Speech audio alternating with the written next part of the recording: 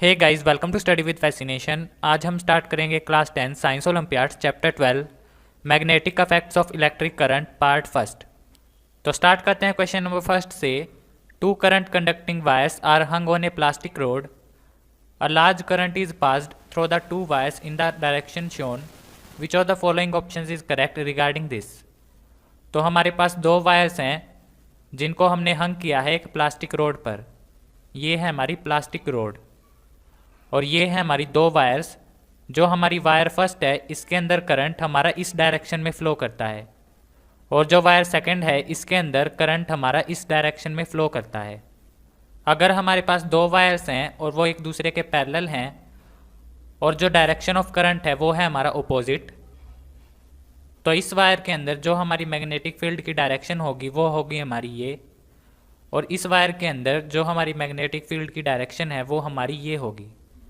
तो ये दोनों एक दूसरे के अपोजिट हैं, तो ये दोनों पैरेलल वायर एक दूसरे को रिपेल करेंगी। तो अगर हमारे पास दो पैरेलल वायर हैं और दोनों का डायरेक्शन ऑफ करंट अपोजिट है तो वो एक दूसरे को रिपेल करेंगी। तो जो पार्ट फर्स्ट है और इस वायर का जो पार्ट थर्ड है ये दोनों एक दूसरे को रिपेल करेंगे। सिमिलरली जो हमारा पार्ट सेकंड है ये रिपेल करेगा पार्ट फोर्थ को। तो सबसे पहले statement number first and third part of wire repel each other, ये स्टेटमेंट है करेक्ट। इसके बाद second and fourth part of wire repel each other, ये भी स्टेटमेंट है हमारी करेक्ट। जो स्टेटमेंट नंबर थर्ड और फोर्थ हैं ये है हमारी इनकरेक्ट। तो जो हमारा आंसर है वो है option number A, only first and second. तो जो हमारा आंसर है वो है ऑप्शन नंबर ए। तो इसके बाद question number 2, a straight current carrying conductor is kept along the axis of circular loop carrying current. The force exerted by the straight conductor on the loop is. तो हमारे पास एक circular loop, तो ये है हमारा एक सर्कुलर लूप, इसमें travel करता है करंट, और हमारे पास एक स्ट्रेट वायर, तो ये है हमारी एक स्ट्रेट वायर, इसके अंदर भी हमारा करंट है। तो हमें बताना है कि ये जो स्ट्रेट वायर है ये इस लूप पर क्या फोर्स एक्सर्ट करेगी। तो ये जो हमारी स्ट्रेट वायर है इसके करंट की डायरेक्शन है ऊपर की तरफ, तो इसकी जो मैग्नेटिक फील्ड होगी वो होगी हमारी कुछ इस तरह।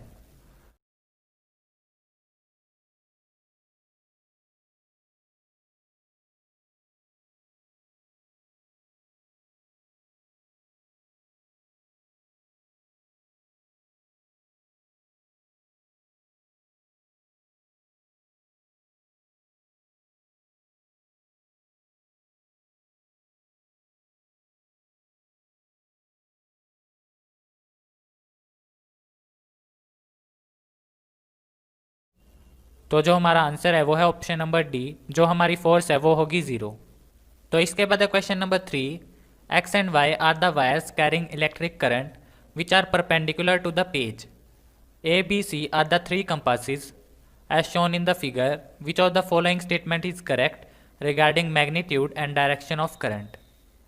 तो हमारे पास है दो वायर, एक है हमारी x और दूसरी है y। ये जो हमारी दो वायर्स हैं ये हमारी पेज के या स्क्रीन के परपेंडिकुलर है। इसका मतलब अगर हमारे पास ये दो एक्सिस हैं y और x, तो जो वायर है वो हमारी z एक्सिस में है।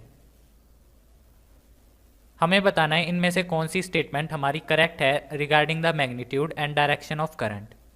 तो जो हमारा कंपास ए है इसके अंदर जो डायरेक्शन ऑफ करंट है वो हमारी नीचे की तरफ है, यानी कि ये जो वायर है इसके अराउंड मैग्नेटिक फील्ड की डायरेक्शन हमारी इस तरह है। तो इस डायरेक्शन के अकॉर्डिंग अगर हम राइट हैंड थंब रूल लगाएं तो जो हमारी वायर है उसके अंदर करंट फ्लो होता है हमारा नेगेटिव डायरेक्शन में। तो वायर के अंदर जो करंट है वो हमारा स्क्रीन के अंदर की तरफ फ्लो करता है। इसी तरह जो हमारा वाई है इसके पास है हमारा कंपास सी, और जो कंपास सी है ये हमें डायरेक्शन दिखाता है ऊपर की तरफ। तो वाई के अराउंड जो करंट है वो हमारा कुछ इस तरह से है, और इसके अंदर भी अगर हम राइट हैंड थंब रूल लगाएं तो वाई के अंदर जो करंट की डायरेक्शन होगी वो हमारी नेगेटिव के अंदर होगी, यानी कि स्क्रीन के अंदर। तो दोनों के अंदर डायरेक्शन ऑफ करंट है हमारी सेम। इसके बाद है कंपास बी। कंपास बी हमारा दिखाता है नीचे की तरफ, और जो ए था वो भी हमारा नीचे की तरफ दिखाता था।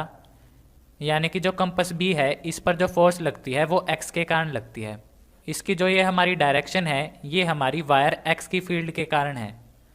एक्स की फील्ड हमारी कंपास बी तक है, यानी कि हम कह सकते हैं कि जो करंट है एक्स के अंदर वो हमारा ज़्यादा है then Y.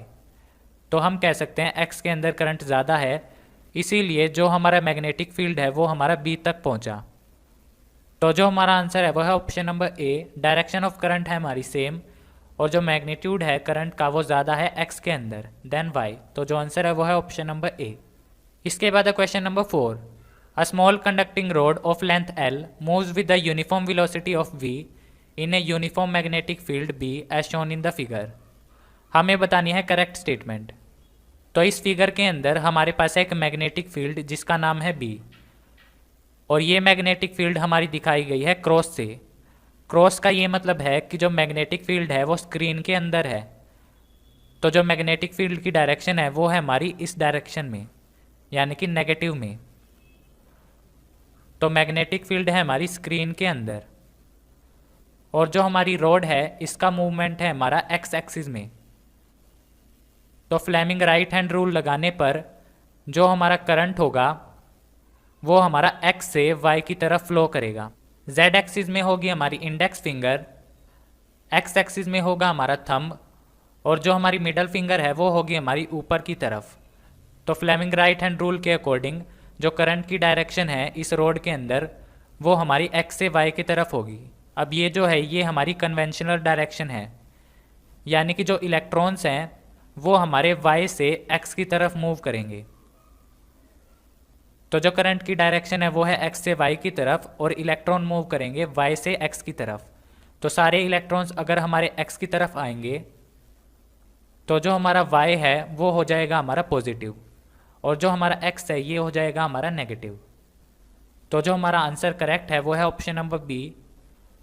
The end Y of the rod becomes positively charge. ये स्टेटमेंट है हमारी करेक्ट।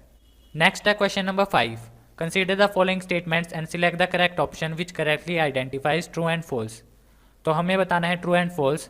तो सबसे पहले statement number first, magnetic field lines do not intersect because they always travel parallel to each other in north to south direction. ये statement है हमारी incorrect. इसमें लिखा गया है मैग्नेटिक फील्ड लाइंस एक दूसरे को इंटरसेक्ट नहीं करती क्योंकि वो हमेशा एक दूसरे के पैरेलल चलती हैं। तो इस स्टेटमेंट के अंदर हम मान लेते हैं हमारे पास है एक बार मैग्नेट। तो ये है हमारा बार मैग्नेट, ये साइड है हमारी नॉर्थ और ये साइड है हमारी साउथ। तो जो मैग्नेटिक फील्ड है वो हमारी जाती है नॉर्थ से साउथ की तरफ। तो उनकी डायरेक्शन होगी हमारी कुछ इस तरह। और बार मैग्नेट के अंदर जो हमारी डायरेक्शन है वो होगी हमारी अपोजिट, यानी कि मैग्नेटिक फील्ड्स हमारी जाएंगी साउथ से नॉर्थ की तरफ। तो बार मैग्नेट के अंदर होता है साउथ टू नॉर्थ, और बार मैग्नेट के बाहर मैग्नेटिक फील्ड की डायरेक्शन होगी नॉर्थ से साउथ।